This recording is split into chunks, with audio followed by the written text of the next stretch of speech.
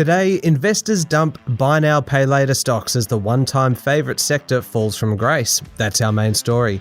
Also this morning, job ads hit a 13-year high, the corporate regulator warns around claiming to be green, and a remarkable story of a listed company's board fighting with its CEO. It's Tuesday, the 7th of December 2021. Welcome to Fear and Greed, the business podcast that sets you up for a successful day. I'm Michael Thompson, and good morning, Sean Aylmer. Morning, Michael. Then stay listening for Sean's chat to the CEO of a new fund aiming to make a difference to gender equality around the world. But first, Sean, as I mentioned, the steam appears to have run out of the buy now, pay later operators, including a big sell-off yesterday. What's going on? Well, in recent weeks, investors on Wall Street and in Australia have taken a much dimmer view of technology companies not earning profits. That's what happens when uncertainty hits the market, and right now there's plenty of uncertainty, mostly around the Omicron variant of COVID and fears about inflation. Many buy now, pay later groups don't make profits, and it was a particularly rough day for them yesterday. But this trend has been going on for months. The share prices of buy now, pay later companies surged as investors piled into the concept of a new payment system a couple of years ago. But new competitors, fears of regulation, and a lack of earnings has really knocked the stuffing out of the buy now, pay later groups. Now there's fear of stress among their customers. A survey of financial counsellors released yesterday said that buy now, pay later services are leading to greater financial stress. The industry itself refutes that idea, saying its customers are no more financially stressed than the general population. Maybe, but investors are clearly selling out of the sector. They sure are. The market leader Afterpay fell 4% yesterday. It's down nearly 20% in the last month. Now, it's a bit more complicated for Afterpay. US payments group Square is buying the company. Square's share price is falling, so that hurts Afterpay. Remember, Afterpay shareholders will receive 0.375 Square shares per Afterpay share. That suggests an implied value of about $97 for Afterpay shares right now. Now, that's about $4 more than what Afterpay is currently trading at. Let's move away from Afterpay, though. Zipco fell 10% yesterday. It's now down almost 30% over the past month. Sezzle dropped 16% yesterday. It's about 1/3 the value of what it was 6 months ago. Splitit was down 6% yesterday, and it's off nearly 30% over the past month. Hum did pretty well, falling only slightly yesterday, but it's still off 30% over the past 6 months.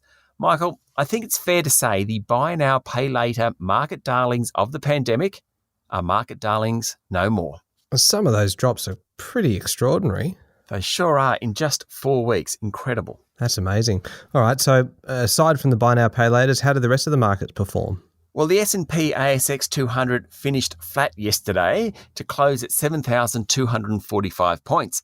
It was actually trading in the red all day until a late afternoon surge. Utilities and consumer staples did well, while the tech sector was sold off hard. Among the large caps, the banks all rose. Woolworths jumped 2.5%, while Wesfarmers was up more than 2%. BHP and Rio Tinto both fell back, as did Xero and REA Group. Okay, and what happened in overseas markets? Well, Michael, markets rebounded after the heavy selling of late last week. In early afternoon trading, the Dow Jones Industrial Average and S&P 500 were both up around 2%. The tech-heavy Nasdaq was up 1%. One stock not doing so well on Wall Street is Tesla. So far, it's down more than 6%, taking the drop over the past month to 23%. It's down after reports that regulators opened an investigation into the electric vehicle company. European markets were also higher overnight. Bitcoin recovered some ground and the Aussie dollar is trading at 70.4 US cents. Oil is also up a bit. Before I leave global markets, there were some notable moves in China yesterday. Evergrande, the struggling property group, fell 12% to an 11-year low after the group said there was no guarantee it would have enough money to meet debt repayments. And Alibaba sank nearly 8% after it appointed some new senior managers. Perhaps investors are wondering who's pulling the strings at that company. We'll be back in a moment with the rest of the day's business news.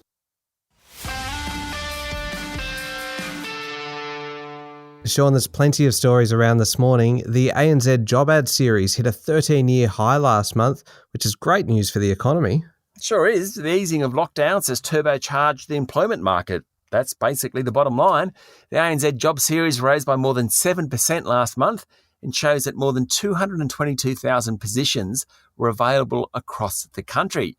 Job ads are now more than 40% above their pre-pandemic level. That's good news for the employment market, obviously, particularly given the unemployment rate jumped from 4.6 to 5.2% during October.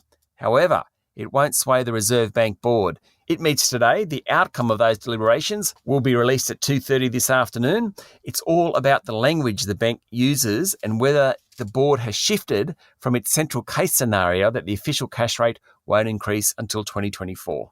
Sean, Queensland will end quarantine for interstate arrivals from Monday morning when 80% of residents in the state over the age of 16 are expected to have been vaccinated. Great news. It's very welcome news, Michael. As school holidays kick off, it will be the first time since July that people will be able to freely enter the state, and international arrivals who have been vaccinated can quarantine at home. In other COVID news yesterday, New South Wales reported 208 cases of COVID, and there are now 25 confirmed cases of the Omicron variant. Victoria recorded 1,073 cases and 6 deaths, and there were 6 cases recorded in the ACT. In the Northern Territory, the lockdown of Katherine will continue until at least tomorrow after a COVID case was detected in a 3-year-old girl.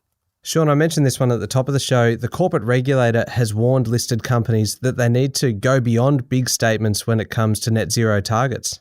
The Australian Securities and Investments Commission's Cathy Armour yesterday warned that the regulator is looking much more closely at climate-related disclosures. There's been plenty of companies, and governments for that matter, making really big claims and big statements about reducing emissions. But ASIC wants to see action as well.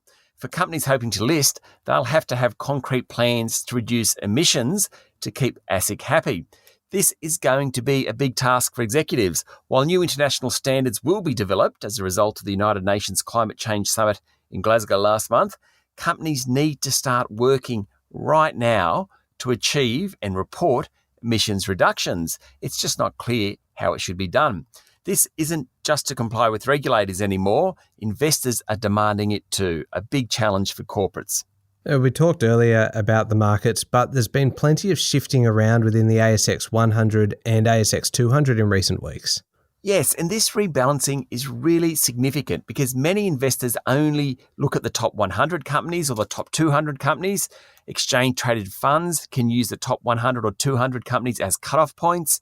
Professional analysts generally don't look beyond the top 200. There's all sorts of reasons why it matters. So a company really wants to be on the top 100 or otherwise on the top 200. There's a regular quarterly rebalance, and that occurred last Friday afternoon, but also several companies have delisted because of mergers and acquisitions activity, so new slots have opened up.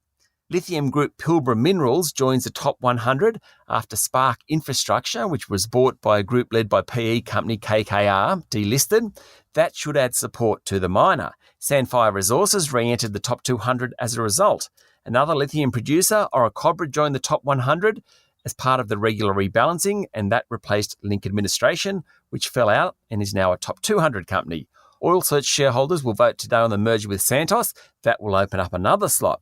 A couple to fall out of the top 200, and this is significant, were pandemic darlings Kogan.com and Redbubble. Both their share prices tumbled yesterday as a result.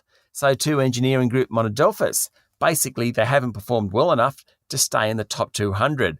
What's really important here is this rebalancing either supports a company, in the case of Pilbara Minerals and Orocobre, or dumps a company, in the case of Redbubble and Kogan.com. All right. Now, there's a racy story, if that's the right word, around vehicle parts company Bapcor, which owns Autobahn and Midas, among others. I'd call it an almighty spat between the outgoing chief executive and the board. The chair of the board yesterday announced that CEO Daryl Abotomy would leave the company immediately. Now, 2 weeks ago, Mr. Abotomy announced he would retire on February 28 next year. But yesterday, the board said there had been a marked deterioration in the relationship between the outgoing CEO and the board, and Mr. Abotomy was out the door. Now, in corporate speak, a marked deterioration is just about as aggressive as it gets. Mr. Abotomy was CEO for more than 10 years and is well liked by the market. It isn't clear why he's been forced to leave immediately, though the board announcement yesterday said it was looking for a more contemporary leadership for the company. Babcorp's share price fell another 5.6% yesterday and is down 20% over the past fortnight when the original announcement was made. By yesterday afternoon, the group's website had been updated and Mr. Abotomy was nowhere to be seen. Quite a story. Okay, Sean, what's making headlines in today's news media? Well, the Financial Review is reporting that Australians are paying more personal income tax as a share of government revenue than any other advanced economy, with the exception of Denmark, according to an OECD report. Bloomberg is reporting that Jeff Bezos announced $443 million in donations to climate organisations overnight as the world's second richest person ramps up his philanthropy. And the New York Times is reporting that Myanmar's military regime has reduced ousted leader Aung San Suu Kyi's jail term to 2 years after she was found guilty of inciting violence in a special court hearing. Running through some of the other stories around today, Prime Minister Scott Morrison yesterday said former New South Wales Premier Gladys Berejiklian would be very welcome as a federal Liberal MP if she decided to run and win against independent Zali Steggall in the Sydney seat of Warringah. The number of federal MPs encouraging Ms Berejiklian keeps growing just a month after she fronted the New South Wales Independent Commission Against Corruption. CSL lost a court challenge to overturn a US Customs and Border Protection Agency's decision to ban Mexican citizens from crossing into the US to donate blood plasma. Okay, it won't make much of a difference to CSL's revenue, Michael, but I think it's really interesting that CSL has 15 centres in the United States within walking distance of the Mexican border. 15 centres? 15 centres. Oh, there you go. I have definitely learned something today. Now, Sean, Sigma Healthcare, the wholesale and retail pharmaceutical company, has cut its earnings guidance, triggering a near 7% drop in its share price. A delayed rollout of a new software system along with lockdowns caused the downgrade. Boral has done a deal to sell its North American fly ash business for $1.1 billion. It's the end of a not-so-successful era for Boral, which invested heavily in North America, only to see the business not live up to expectations. The unsuccessful North American business in part allowed Seven Group to become the major shareholder in the building materials company. And finally, Sean, Metcash has raised its interim dividend after a rise in both revenue and earnings. Its hardware business did very well, with boss Jeff Adams saying it was a very pleasing result for both Metcash and its independent retailers, namely IGA store owners. Metcash's share price jumped 7.3% yesterday. So what's the key overseas news this morning, Sean? The United States will institute a diplomatic boycott of the Beijing Winter Olympics, according to media reports, a move sure to escalate tensions between the two countries. It means no US government official will go to the Games, which begin on February 4. While few officials were going due to quarantine restrictions, a public announcement of a diplomatic boycott is a very, very loud statement. The US is doing it to protest against human rights abuses in China. And cases of COVID in New Zealand continue to grow, with another 135 infections reported yesterday. The main hotspot is in the Nelson region in the north of the South Island. Okay, now up next is the Daily Interview, Sean, and today is speaking to Giles Gunasekara, CEO of GII Global Gender Equality Fund. Yes, Michael, Giles runs a fund which helps women and girls get greater opportunity. It's interesting both from an impact investing viewpoint, but also from a financial standpoint, because it actually does really, really well. Yeah, that's an interesting one. It's up next in the Fear and Greed playlist on your podcast platform or at fearandgreed.com.au. Thank you, Sean. Thank you, Michael. It's Tuesday, the 7th of December, 2021. Make sure you're following the podcast and join us online on LinkedIn, Twitter, and Facebook. And for those subscribers of the Fear and Greed newsletter, the newsletter's taking a bit of a break over Christmas and will be back next year. I'm Michael Thompson, and that was Fear and Greed. Have a great day.